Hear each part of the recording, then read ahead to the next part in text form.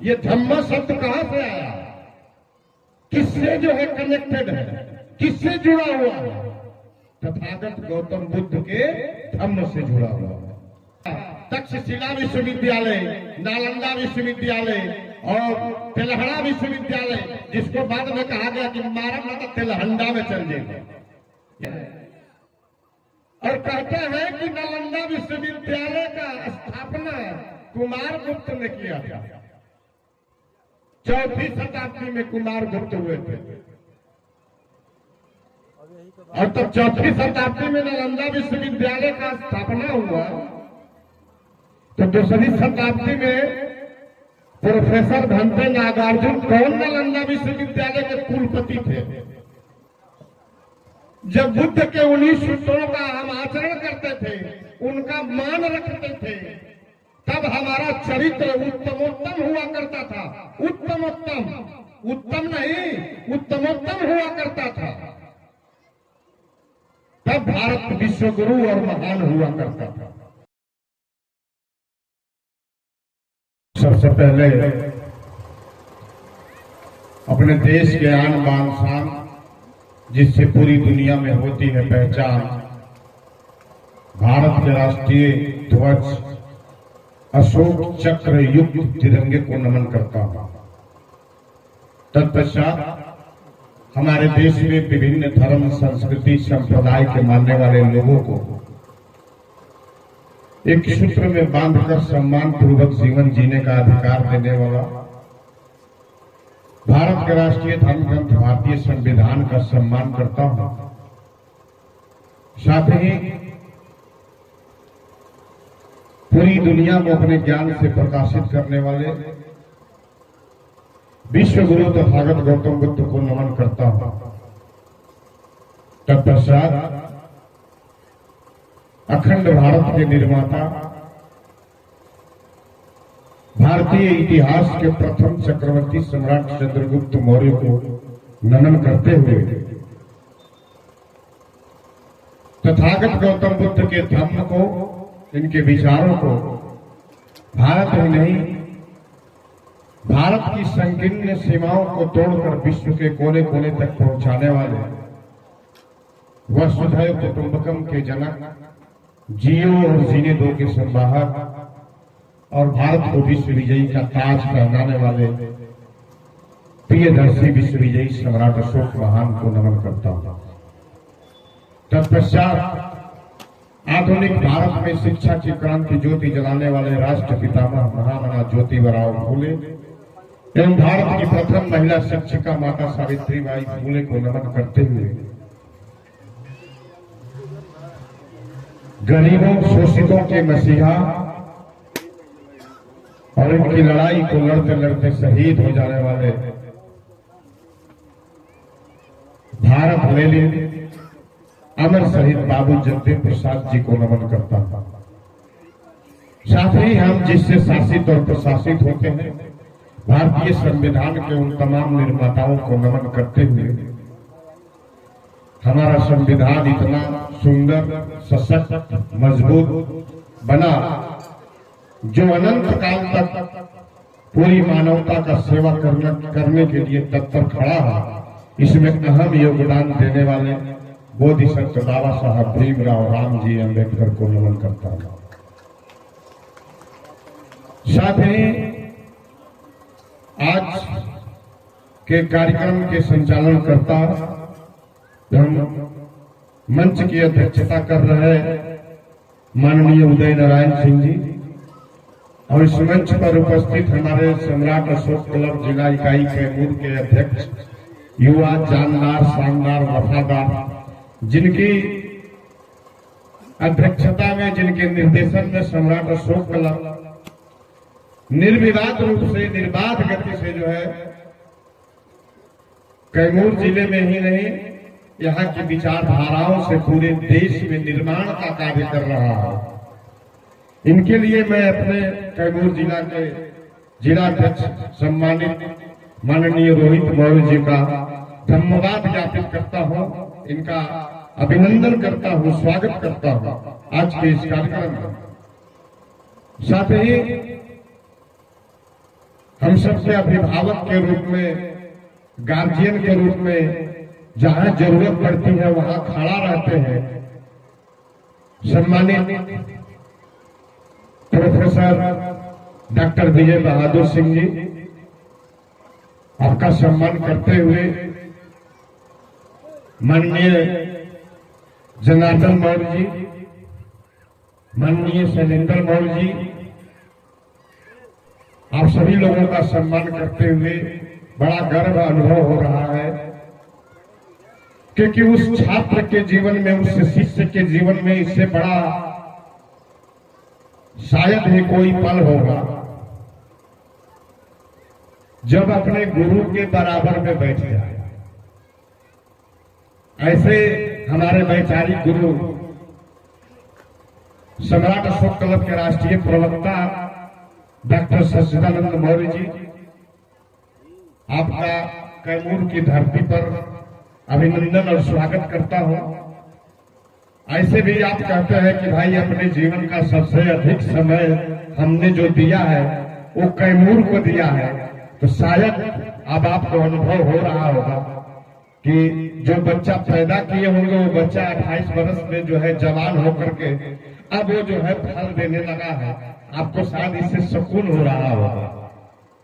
आपका आभार व्यक्त करता हूं और आशा करता हूं कि आपका सानिध्य अनंत काल तक कैमूर जिला को मिलता भी रहेगा। और साथ ही यहाँ इस महफिल में बैठे हुए पूज्य भिक्षुगण, आप सभी लोगों को मैं वंदना करता हूं और दर्शक के रूप में, श्रोता के रूप में बैठे हुए यहाँ पिता तुल्य बुजुर्ग हम उम्र साथी, अब तो मैं बहन नहीं कह सकता हूं क्योंकि बहनें तो चली गई। आपका भी मैं आभार व्यक्त करता हूं भाई, इतनी दूर से आकर के भी बैठी है, शायद मजबूरी रही होगी कि आप जा भी कहा सकती हैं। नहीं, चलिए, मजबूरी नहीं है, ये चाहत है, प्रेम है, लगन है। आपका मैं दिल से स्वागत करता हूं कि आप जहां भी कार्यक्रम होता है वहां पूरी तन्मयता के साथ उपस्थित रहती हैं। सबका अभिनंदन और आभार व्यक्त करते हुए आज का समय तो सुनने का है, क्योंकि जहां गुरु जी हो वहां शिष्य क्या बोल सकता है। लेकिन कुछ कहने के लिए मन में भी उद्गार है। सम्राट अशोक महान की जो शासन नीतियां थी वो वास्तव में ऐतिहासिक रूप से ही नहीं, शिलालेखों के माध्यम से भी, साक्ष्य के रूप में भी हमारे बीच में आज भी मौजूद है। 2300 वर्षों तक संदेश देता हुआ, और वो नीतियां थी सर्वलोक कल्याणकारी। सम्राट अशोक महान की नीतियां सर्वलोक कल्याणकारी थी, जिसमें आकाश, धरती और पाताल सभी आ जाते हैं, जिसमें रहने वाले, जीने वाले, उत्पन्न होने वाले और विनाश को प्राप्त होने वाले सभी जीव जंतु वस्तुएं समाहित हैं। सबके कल्याण की बातें, सबके कल्याण के लिए नीतियां अगर कोई शासक बनाने वाला था और उसे धरातल पर उतारने वाला था और जन समूह तक उन नीतियों को पहुंचाने वाला, आज तक अगर कोई शासक पृथ्वी पर पैदा हुआ, उस शासक का नाम ही था सम्राट अशोक महान। क्योंकि जब सम्राट थे तब भी उनके अंदर बुद्ध का धम्म था, और जब महान बने तब भी उनके अंदर बुद्ध का धम्म ही था। क्योंकि तथागत गौतम बुद्ध ने अपने धम्म सूत्र में कहा है कि एक राजा को अपने राज्य को सुरक्षित रखने के लिए जो भी आवश्यक उपाय करने हो उस राजा को करना चाहिए, और करने के लिए धम्म पूरी तरह से छूट देता है। और अगर वो राजा अपने राज्य की सुरक्षा के लिए वो उपाय नहीं करता और धार्मिक बनता है, वह राजा राज्य की राजगद्दी पर सिंहासन पर रहने लायक नहीं है।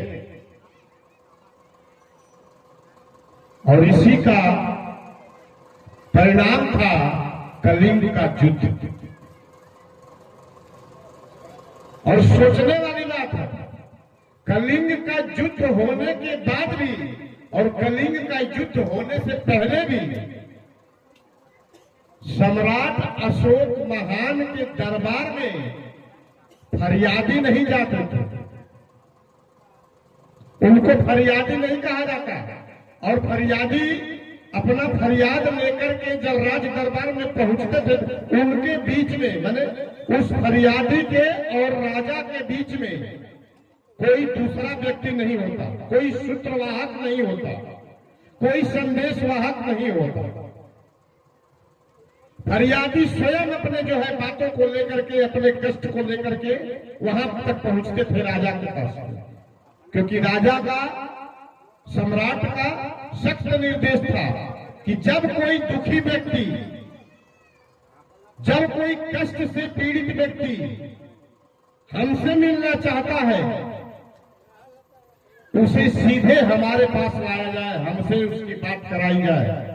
चाहे मैं सेनागार में रहूं, चाहे मैं उद्यान में रहूं, चाहे मैं भोजन करता रहूं, चाहे मैं रनिवासी में रहूं, कहीं भी रहूं, उसे हमको सीधे बात कराई जाए, सीधे हमसे मिलाया जाए। हमारे और उसके बीच में कोई भी किसी प्रकार का संदेशवाहक न होना चाहिए, नहीं होना चाहिए। ये क्यों कहा उन्होंने?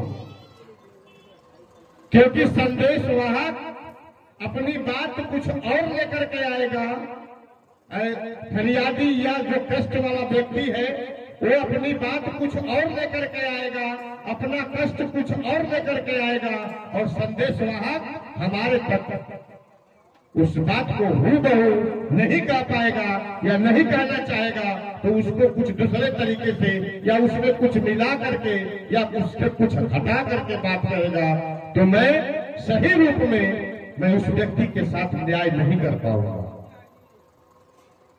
तो सम्राट अशोक महान के काल में न्याय सम्यक न्याय होता था। और सम्यक न्याय क्यों होगा? क्योंकि सम्राट अशोक महान बुद्ध के अनुयायी थे। लोग कहते हैं कि कलिंग युद्ध के बाद सम्राट अशोक ने बुद्ध धर्म का अनुसरण किए, ऐसा नहीं है। सम्राट अशोक जन्म से ही तथागत गौतम बुद्ध के अनुयायी थे, क्योंकि वो तथागत गौतम बुद्ध सम्राट अशोक महान के पूर्वज थे, चंद्रगुप्त मौर्य के पूर्वज थे।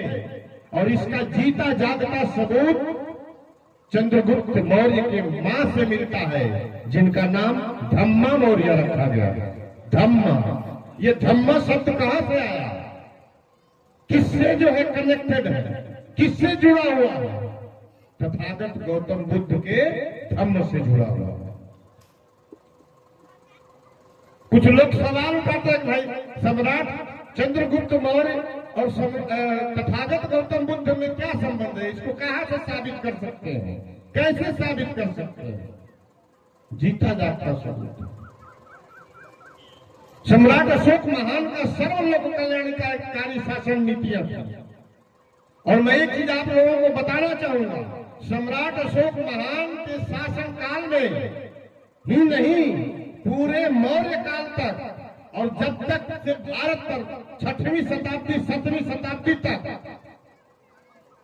भारत में शिक्षा जो निःशुल्क थी, शिक्षा निःशुल्क थी, और वो भी शिक्षा, आज तो सरकार इतना साधन संपन्न हो गई है और कह रही है कि हम विकास कर रहे हैं, विकसित देशों की श्रेणी में पहुंच रहे हैं, तो मैट्रिक क्लास तक जो है शिक्षा निःशुल्क देना संभव नहीं हो रहा है, जबकि सम्राट अशोक महान के शासन नीतियों में पूरी की पूरी शिक्षा निःशुल्क थी।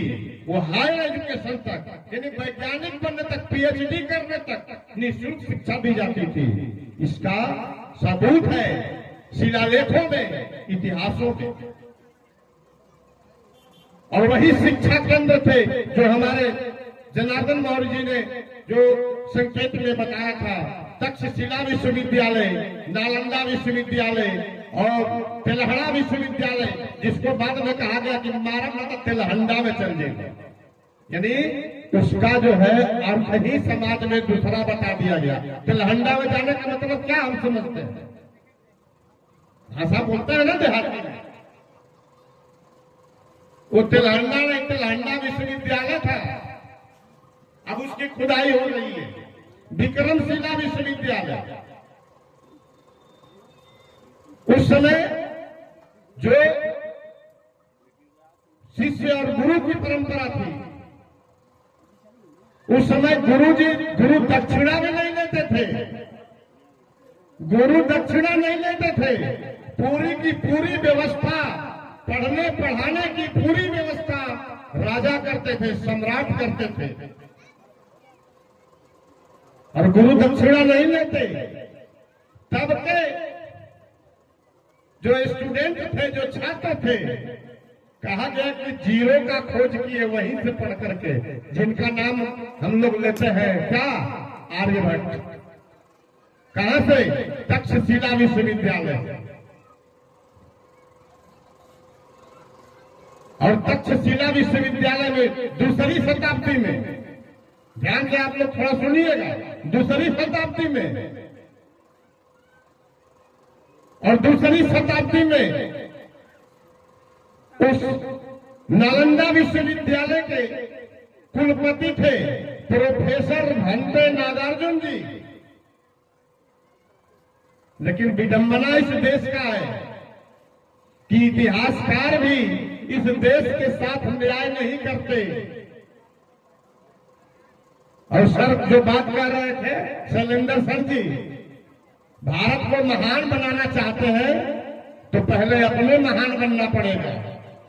तो पहले अपने महान बनने वाले में लेखक, कवि, इतिहासकार, गायक, खेती करने वाले, नौकरी करने वाले, बिजनेस करने वाले, प्रवचन देने वाले, सबको महान बनना पड़ेगा, सबको महान बनना पड़ेगा। क्या तो इतिहासकार ही अपने इतिहास के साथ न्याय नहीं कर रहे हैं और कहते हैं कि नालंदा विश्वविद्यालय का स्थापना कुमारगुप्त ने किया था। 4वीं शताब्दी में कुमारगुप्त हुए थे, और तब 4वीं शताब्दी में नालंदा विश्वविद्यालय का स्थापना हुआ, तो दूसरी शताब्दी में प्रोफेसर भंते नागार्जुन कौन नालंदा विश्वविद्यालय के कुलपति थे। और तब अगर 4वीं शताब्दी में स्थापना हुआ तो आर्यभट्ट महोदय कौन विश्वविद्यालय से पढ़ के जीरो का आविष्कार किए थे? सोचना है आप सबको और हम सबको। और उस समय शिक्षा निःशुल्क थी, फ्री। गुरुजी दक्षिणा भी नहीं लेते थे। और बाद के जो है भारत को विश्व गुरु बनाने वाले जो गुरुजी आ गए लोग, तो अपने शिष्य का अंगूठा मांग लिए गुरु दक्षिणा में। सोचिए, और उन्हीं सम्राट अशोक महान के इन्हीं शासन नीतियों के ऊपर आधारित है आपका भारतीय संविधान। लेकिन पढ़ना था हमें संविधान, हम पढ़ने लगे गीता और कुरान,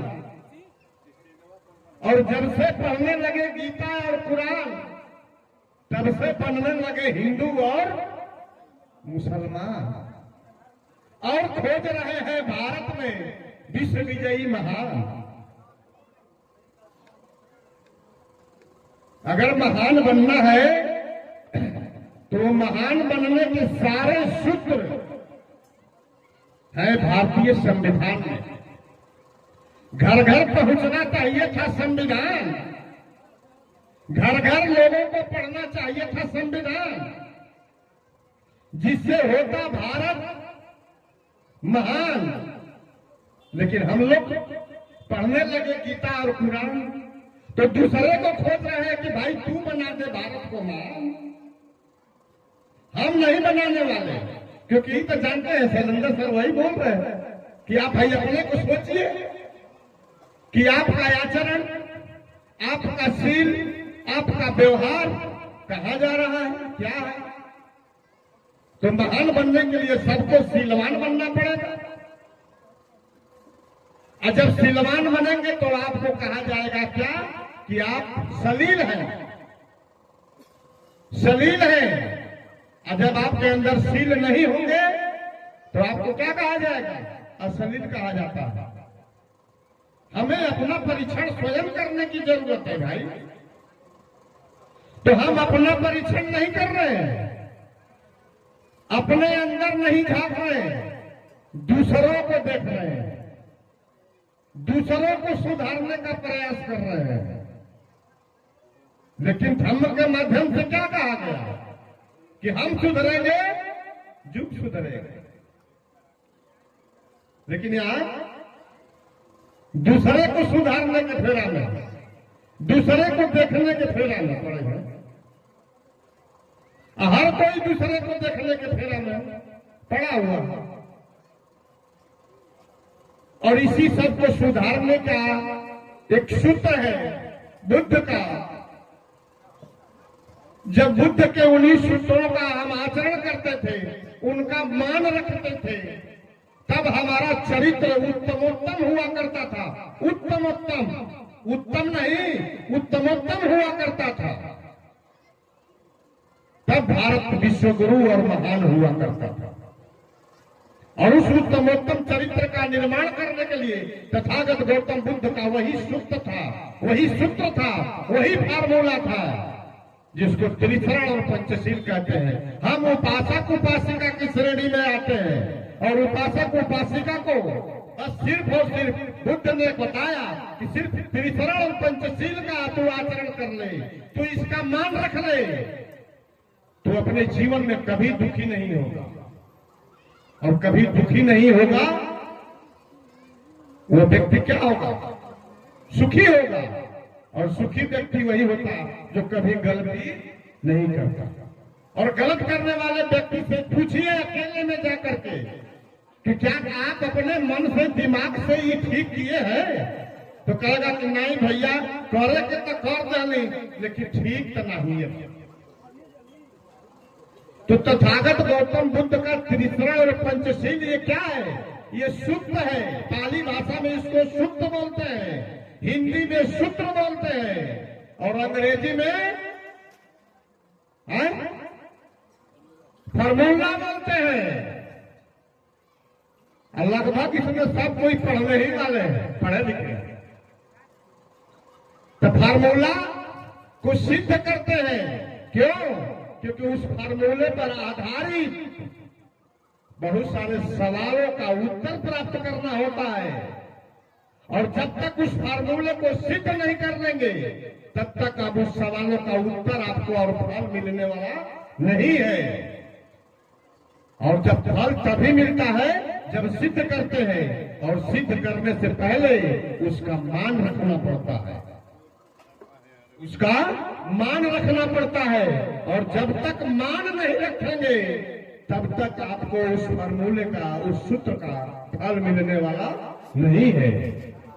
तो आज हम खूब बुद्धम शरणं गच्छामि, खूब जो है पंचशील का पाठ करते हैं, लेकिन उसका मान अपने जीवन में कितना कर सकते हैं यह उस पर निर्भर करता है कि आपको उसका फल कितना मिलने वाला है। और जब मान रखेंगे अपने जीवन में, तब उसका आपके जीवन में उसका फल मिलेगा। और जब फल मिलेगा तो आपका चरित्र उत्तम होगा, और जब आपका चरित्र उत्तम होगा तो आपसे कोई दूसरा अगल बगल पड़ोसी परिवार कोई दुखी नहीं होगा। और जब दुखी नहीं होगा तो पूरा संसार सुखी होगा, पूरा गांव सुखी होगा, पूरा संसार सुखी होगा। और जब सारे सुखी होंगे तब आप पुनः विश्व गुरु और भारत महान बना सकते हैं। तब आप भारत महान बना सकते हैं और विश्व गुरु बना सकते हैं। और आज तो कुछ लोग कह रहे हैं कि भारत को विश्व गुरु बनाना है। किनके दम पर? जो आए थे अच्छा बनकर, इतना अच्छा बन गए कि अंत में उनको जो है जेल में जाना पड़ा, जेल में जाना पड़ा। बड़े धार्मिक बनकर के आए थे और धर्म का इतना अच्छा काम किए, लोगों को इतना धर्म का अच्छा ज्ञान दिए कि खुदे जेल में चले गए। इनके दल पर जो है विश्व गुरु बनाने की लोग सपना देख रहे हैं। अरे भारत का भी विश्व गुरु था, उन्हीं सूत्रों को अपना लीजिए, आप पुनः विश्व गुरु बन जाइएगा। बहुत कहना, कम कहना और बहुत समझना अच्छा होता है। और यह गांव ठकुरा आज से एक ऐतिहासिक गांव बनने जा रहा है और बन गया, क्योंकि भाई जब इतिहास का निर्माण हो रहा होता है तो किसी को पता नहीं चलता। इतिहास का निर्माण हो रहा होता है तो किसी को पता नहीं चलता, वो गुपचुप तरीके से इतिहास का निर्माण हो रहा होता है। जिस प्रकार सम्राट अशोक महान ने अपने जीवन में इतिहास का निर्माण किया, बहुत लोगों को पता नहीं चला, और आज 2300 वर्ष बाद भी उनके इतिहास का गुणगान किया जा रहा है। इस समय जिस समय यहां भी इस विचारधारा का बीज बोया गया था आपके द्वारा, तब आप ही के सिपाही, जब वो बीज अंकुरित हुआ, पौधे का रूप लिया, तो आप ही के सिपाही रोहित मौर्य जैसे, सर विजय बहादुर सर जैसे, जनार्दन जी जैसे, हम लोगों जैसे सिपाही उनको आ करके, माली आ करके उनको खाद पानी दिया करते थे। और वही खाद पानी आज वही पौधा खाद पानी से पल्लवित होकर के बड़ा होकर के फल दिया। उस फल को खाने के लिए इतने सारे लोग, अगल बगल से लोग आकर के उस फल को जो है, उस फल के मिठास का अनुभव कर रहे हैं। तो साथियों, वृक्ष पौधे लगाए जाते हैं, लेकिन फल आते आते उसमें कितने सालों तक पतझड़ भी आते हैं, पतझड़ आते हैं। लेकिन पतझड़ आते हैं तो लोग थोड़ा मायूस हो जाते हैं, लेकिन फिर उसी पतझड़ के बाद जब उसमें हरे हरे पत्ते खिलते हैं तो लोग बड़ा खुश भी होते हैं। तो लोग कहते हैं कि भाई सम्राट अशोक कलम जो विचारधारा देता है, तो कुछ लोग पिछवा से जो है मुरझाते जा रहे हैं। ऐसा नहीं होता, मुरझाते नहीं है, वो पतझड़ आ जाता है। वो खाद पानी देने वाले लोग खाद पानी दे रहे हैं। अब मालिक कब खाद पानी देता है सब कोई थोड़ा देखता है, लेकिन पतझड़ आता है तो सभी कोई देख लेता है। हरी पत्तियां आती है तो सब कोई देखता है। अब उस पर फूल भी आता है तो सब कोई देखता है, फल भी आने लगता है तो सब कोई देखता है। लेकिन फल वही जब पक करके मीठा हो जाता है तो कोई देखता नहीं है, लोग ढेला मार करके तोड़ना भी चाहते हैं। ठीक है, तो ऐसे बहुत सारे जो है इतिहास का निर्माण सम्राट अशोक कलम की प्रेरणा से अब भारत में हो रहे हैं। और वो दिन दूर नहीं जब गांव गांव होंगे लाट, तब आप पुनः होंगे भारत के सम्राट। इसी के साथ अपनी वाणी को विराम देते हुए आप सभी लोगों को नमो बुद्धाय, जय भारत, जय भारत।